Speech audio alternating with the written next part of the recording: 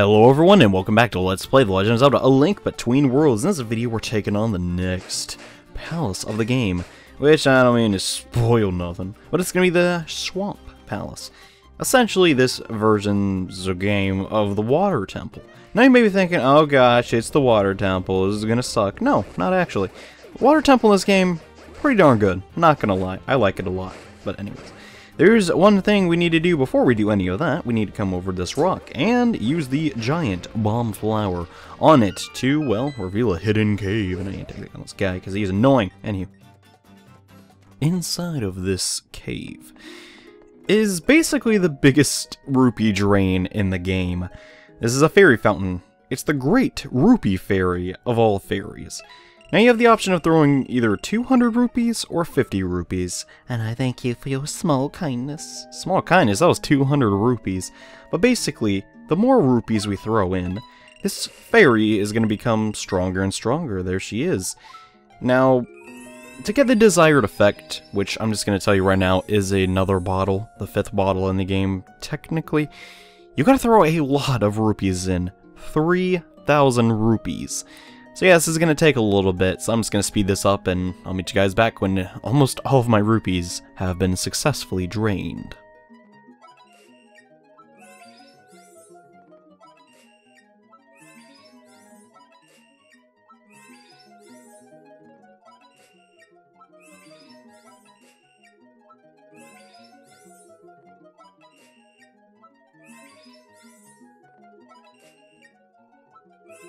And about 4 minutes of rupee chucking later, we have successfully donated 3,000 rupees to the Great Rupee Fairy.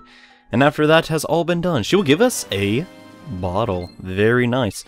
Honestly, I personally don't feel like it's worth it, to be perfectly frank, because that bottle is not really the most useful thing in the world. Oh, we don't need the bottle, we need the net. We need the net. Just gonna fill that up with a fairy, you know, it's the least I can take from this entire endeavor. And yes, that is how you get the 5th bottle. We still have to do the quest involving the very rich premium milk. That'll be done eventually, but not right now. That is not all the business we have to do with the Big Bomb Flower. We still have one more task to do, which this is actually instrumental in getting to the next palace. So same old stuff, take your handy dandy giant bomb flower and come all the way. Oh gosh, ugh. You sir are not allowed to touch my bomb flower. Get away, get away, get away, get away. There we go, cool. So, oh gosh, I want that red rupee. So our rupees are a little bit on, we could have more, you know, that's inevitable, but it's okay, because we're going to be getting a couple rupees in this dungeon and in the next dungeon, so I think it'll balance out a little bit. And let's take care of this guy. Do not want to get the bomb flower hit until it's the exact area where it needs to be, and there's one more enemy over here, and oh my goodness, I lost so many hearts on my way here. Goodness gracious. Anyways, that is not the point. The point is, use the bomb flower right there. Ugh. The Swamp Palace has now been unlocked. Now, the only item that you actually need for the Swamp Palace is debatably bombs, but you know, you don't really need bombs, is the hookshot. This is the hookshot dungeon, just like it was in OOT, and, well, in A Link to the Past. I keep wanting to say A Link Between Worlds, but you know, it's whatever. It's got the weather vane here, and oh my goodness, we still have not gotten the weather vane for Kakariko. I really need to do that. But that'll come in due time, anyways. Let's look for some hearts real fast before we go into the dreaded Swamp Palace. Oh. Admittedly, oh goodness, why did I shoot it over there? This place is really cool. I like it a lot. The music is honestly, like, so, like, good. It's the only way I can honestly describe it. It's just really great. People that say I don't like this dungeon, I can honestly understand, but for some reason, the atmosphere really speaks a lot to me. And yeah, so this place, it's not really the most difficult, but it's not really the easiest either. I'd say it's like, it's well deserving of, I think this is the 5th dungeon? I'm not too sure, but it doesn't honestly matter. Okay, so I'm going to be briefly talking about the mechanics that we're going to have to be dealing with in here, while simultaneously doing them, so this will probably be done with this place relatively quickly. Let me get that little guy out of here. So essentially, we're going to be using the hookshot a lot to get around. The hookshot and the fact that there's tons of water, so yeah. Now these guys, you can stop them from electrifying, but honestly, it's a little easier just to use your hookshot and dispose of them. Takes a little longer, but it's okay. And I really did not care for that 1 rupee. I would much rather be just on my way. And yeah, the tempered sword makes this place a breeze, so if you have that, you're probably gonna have a good time. Anyways, come through here. There's actually a chance to get... we gotta take this little seal dude's shell away. There's a chance to get a lot of rupees. Oh my goodness, he went back in. Get out of there. Okay. So what you want to do is you want to pick up the seal's shell, which I don't understand why a seal has a shell, and chuck it at this button. It's going to make a chest with 300 rupees inside of its spawn. Very nice. So even though we donated almost all of our rupees to that 1 fairy, we're going to be getting most of them back. So yeah, that was just a very slight diversion. But it didn't take that long, and also money is cool, and money is power in most Zelda games, so, you know, Triforce of Power can easily just be bought off eBay, and that is the last thing I wanted to do. I wanted to actually pull myself to this one, there we go.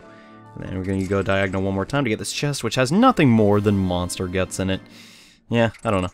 I just figured I'd show it off. Simply hook on right there, though, and then come over here and hook right there, and you get yourself a small key. So yeah, that's good. Now we need to go over here really quickly and get the compass. That was what I'm searching for.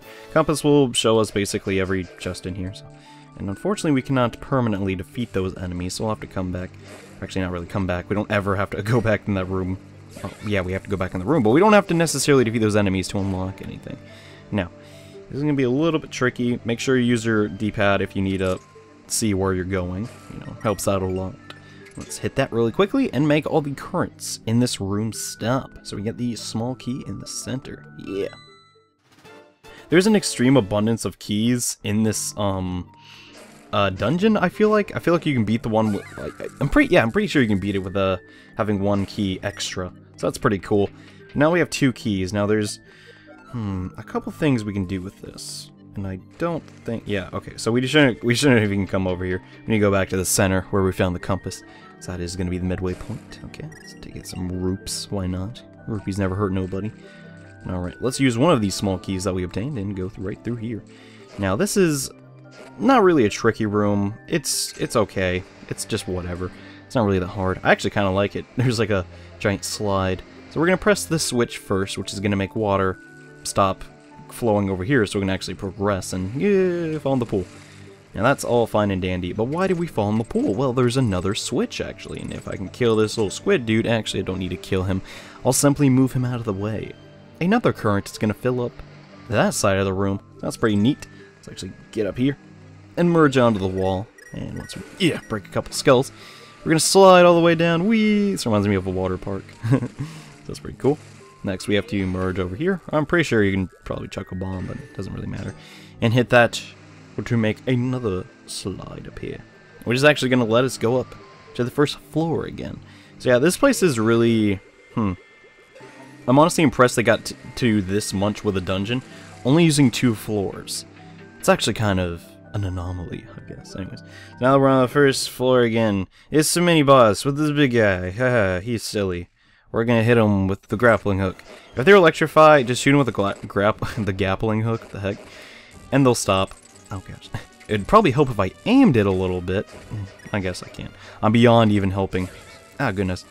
Let's hit him and make him stop, and now he's gonna turn into a bunch of these little dudes. Since you have the tempered sword, though, they're honestly not that hard. Pretty sure they die in 1 hit regardless, and let's just take them all out like that. And there you go. That is that mini-boss taken care of, and I want some hearts, please. Could you spare a heart? I'd really like one. Now, just be warned, going in either the left or the right does not matter. However, I'm going left. You know why? Because I'm stupid like that, and I really don't care for the monster gut. The tail, on the other hand, I would definitely pick up, because they're much more rare. I might as well pick it up. Shouldn't waste things, Jonathan. Now, if you hit this switch, the switch on the other side is gonna open up as well. So basically, now we're permanently on this side. Or, no, okay, what I'm gonna say is... oh my gosh, that wasn't even close. You don't need the bombs here, but they're definitely helpful.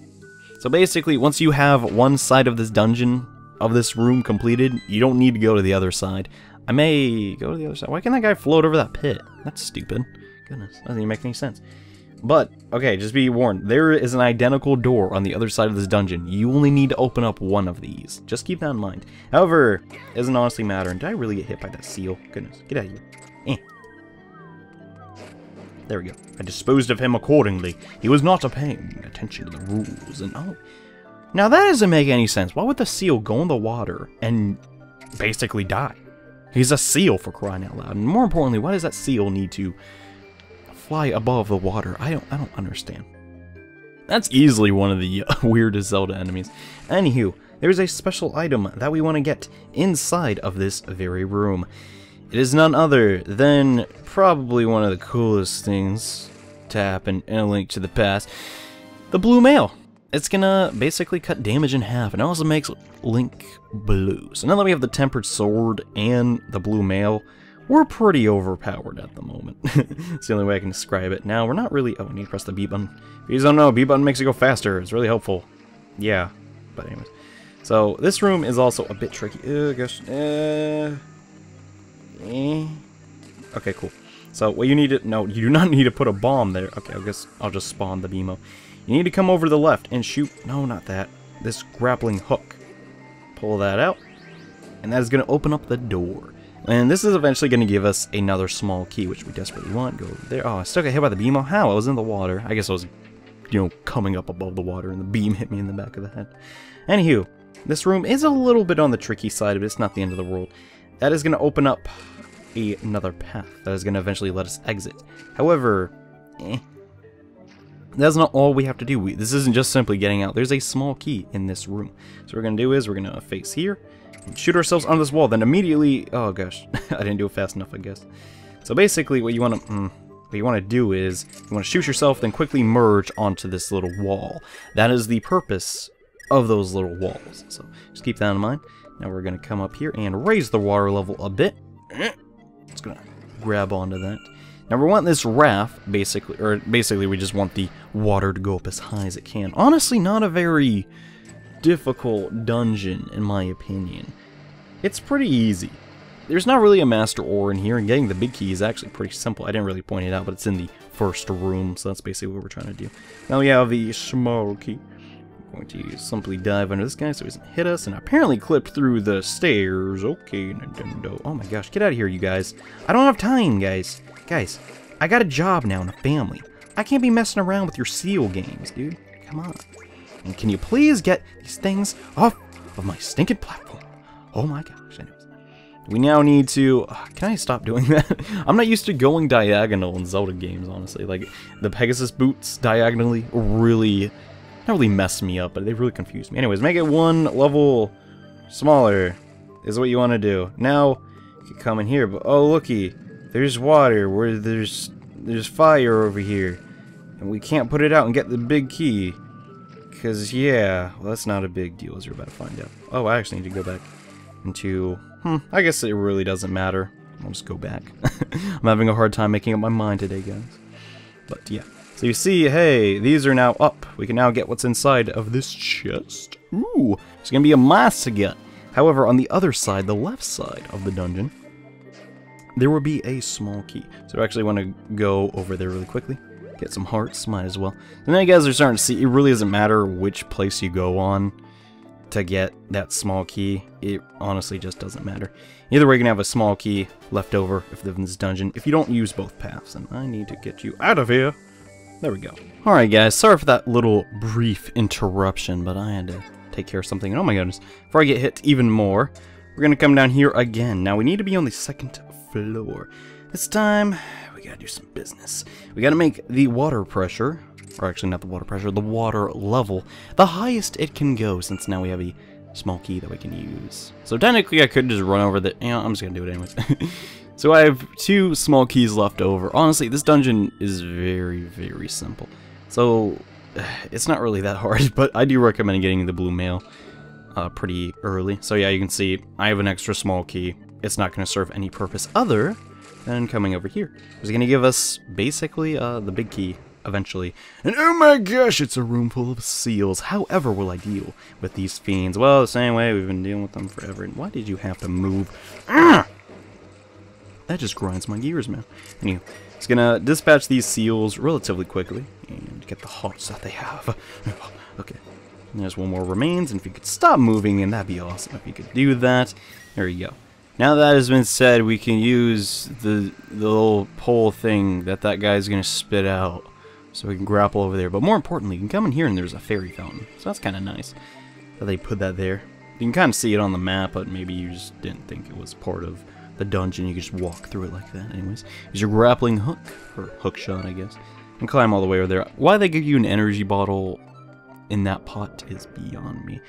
And oh boy, it's one of these again. Ooh. So now it is our job to basically change the water level on this floor. Now, first order of business, there we go. We need to merge onto this wall, then reappear on this side. The first thing we need to do is, do we need to decrease it or increase it? I think we need to decrease it, so let's not do that. Oh my gosh, I'm so bad about that. We need to make the water pressure the first, so we can hit that button. That is all the way over there. So let's jump off this real fast, and swim over here, and step on the button. That is going to open up the door. Now the next order of business is to come over... Oh my gosh. Get out of my way, seal. So come over here, and raise the water level up one more time. So we can get back up and... Okay, I was starting to worry, like, I'm pretty sure I can raise the water level again. Don't scare me like that, game. So that just saves a little bit of time. Now we can come over here. Actually, it doesn't save any time since it is instrumental in completing this dungeon. So merge again, and basically do the same thing, but this time we're going to increase the water level. So yeah, it's not really the most amazing, awe-inspiring dungeon, but it has a couple of twists that are well appreciated. Now that the water level is as high as it can go on the first floor, we can now get the big key. As you remember, it was engulfed in flames. However, it's not engulfed in flames anymore.